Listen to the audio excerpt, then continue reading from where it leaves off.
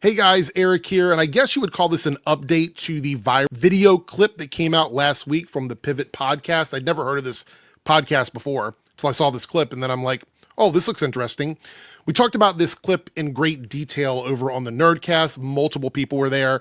I'm going to give my truncated opinion about this after we watch the clip, but just a little bit of backstory. The clip dropped. The full podcast was not out yet, so there was nothing to really look at other than the clips that were coming out. This clip in particular, even though I do believe most of the context is contained in the clip, clearly we didn't know what else he was going to discuss on the podcast. And this other portion now that I've seen tells me that my initial thoughts on this, the way I felt after I talked about it on the stream the other night, were true. That even though some of the stuff he's saying sounds like it is echoing some of the more bigoted parts of the internet, it's not reflective or representative of how he feels about people in general. Anyway, we're going to watch the clip. I'm not going to waste any more of your time. We're going to watch this, then we're going to watch the follow-up clip. I'll give my thoughts in between the clips. Let's do it. I keep my boys humble. Like, my boys have never had a pair of Jordans. You know, my boys don't do all that internet fly shit. I'm like your kids. And no, I could be the biggest star in the world. Do not let me catch you being stupid. Mm-hmm. Do not. And my oldest gets it. My 15-year-old, he tells the other ones, he's like, yo, don't make dad mad. Because once you get one that's right, he's going to straighten the other ones out. All right, before we watch the rest of the clip, I just want to say that I didn't have any issues with any of that. When we were talking about it on the stream, I'm like, I get it. He's trying to raise his kids to be respectful. This is his opinion on how his family should be in terms of like the family unit. I don't have a problem with that either. All of this sounded fine.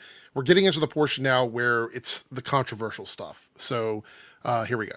Mm-hmm. So it's just that thing of, in the past 20 years, we've been living through the death of the American male. They have literally killed masculinity in our homes and our communities for one reason or another.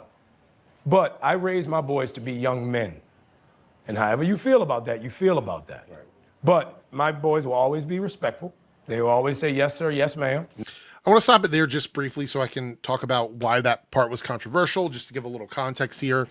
Those are talking points that come from a lot of the bigoted content creators here on YouTube and on social media. And so hearing Anthony Mackie, our Captain America, say that, it comes across like he's probably interacting and socializing in the wrong groups online. And my opinion on that was maybe it's just because this is the language he hears with people that he is talking to, and maybe those people are getting it from the people online, but none of that really matters because the end result is the same. When he says this stuff, it is going to spread outward from what, from him being on interviews and stuff, because he has a much bigger platform than a lot of the people that he would hear this from. And so hearing him say this, it's like, what's going on? What's happening? Let's finish the clip. No, sir, no, ma'am. They will always say thank you. They will always open the door for a lady. They will always make sure that their mother is taken care and provided for. They will always be men.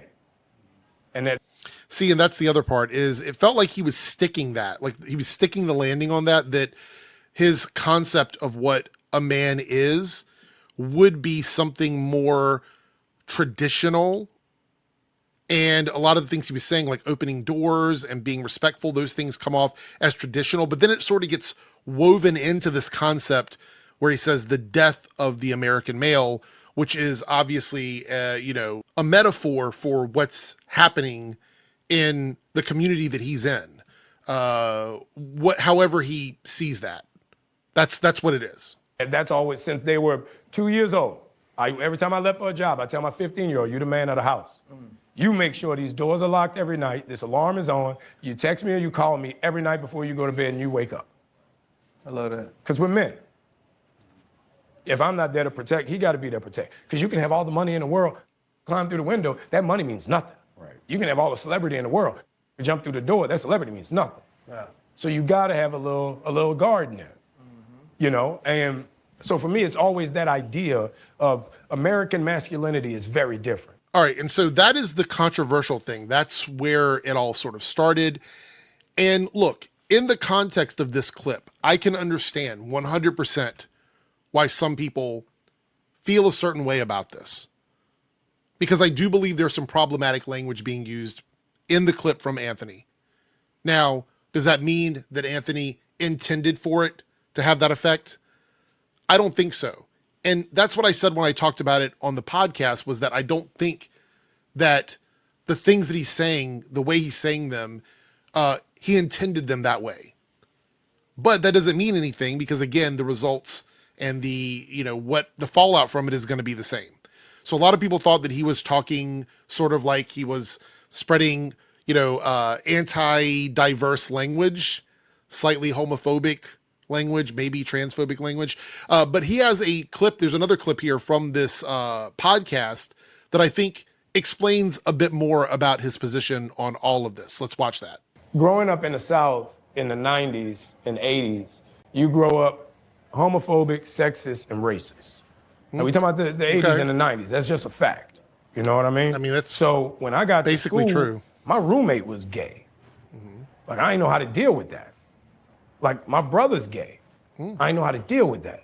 So being a man, I used my art to better myself. I played Perry so that I could understand my brother better. So I could understand my friends better. Going to art school, a bunch of my friends were gay. So in case you're curious about the movie he's talking about, it is a film called Brother to Brother. It's from 2004. And it is about a gay man who is kicked out of his home because they find out that he's gay. And he played this role. You know what I mean? Like, when I was a kid, we had a record label. We had the first gay rapper. Nobody gave a You make good music, nobody care. Big Frida is famous. Here, for sure. For sure. You know what I mean? So the idea of being gay in New Orleans has always not only been supported, but it's been a part of the culture. But with me, I needed to figure out what was my holdup, what was my insecurity about that. And once I played that role, I realized everybody deserves to be loved. It's not my job to say who you love or who should love you. If you loved, I'm happy for it. That don't mean I'm gay. So Perry was more so a statement piece for me, with the love and admiration for my brother, with the appreciation and respect of my friends for that culture. It really put me in a position where I think it made me a better actor, because I had to go so far out the box. I had to go to the furthest spectrum away from myself to play that role. All right, so let's break that down. First and foremost, I want to say thank you to the Pivot podcast for this, because I've never seen a podcast quite like this, where you have everybody sort of just sitting around having a conversation. I think that's a great format. I would highly suggest to go over and watch the full podcast, watch the whole thing. There's a lot more in it, a lot of really great dialogue and conversation happening. So definitely go over and check that out. But let's talk about the wrap up on all of this and my thoughts on all of this. So to hear him talk about this subject matter here in this portion of the podcast versus the clip that was released, it's almost like conflicting concepts in a lot of ways. Because like the idea of tradition and what someone should be as they grow up, that mold seems to be sort of archaic in a lot of ways, because we live in a world where people have more options and more freedoms. And so when Anthony comes out and says what he says about the idea of the American male and a traditional family and a traditional man, it does beg the question a little bit. And I don't have all the answers for that. But I will say that hearing him say here that everything he did and all of the work that he put in all the way back in 2002, 2003, making this film, his connections with his family and with representation where he lives, I don't think that he necessarily meant those things in a malicious way. I think that it's just the product of the environment we live in and the way that language has been applied in a toxic way. And I don't really have all the answers for it. I don't know how to go, let's break out of it and do something different. I have no idea. But to have Captain America say those things, and then this clip surfaces, I'm seeing this circulating now on social media, which is good because it pushes back against that. I'm seeing all the hate channels that we're talking about, like the original clip. None of them are talking about this clip. So there is a situation where things get misconstrued, they get misunderstood, they come across in a different way, and we just sort of have to react to things as they occur.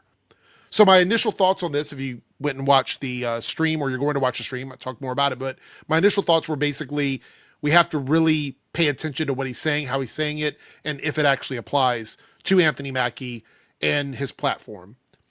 And after seeing this portion of the podcast, I would have to say that it's changed my opinion. I think that it's just an unfortunate way of communication that we don't have other terms or other language to explain all of the nuanced stuff that is happening within families and communities. And I wish we did. But shout out to this podcast for having this interview.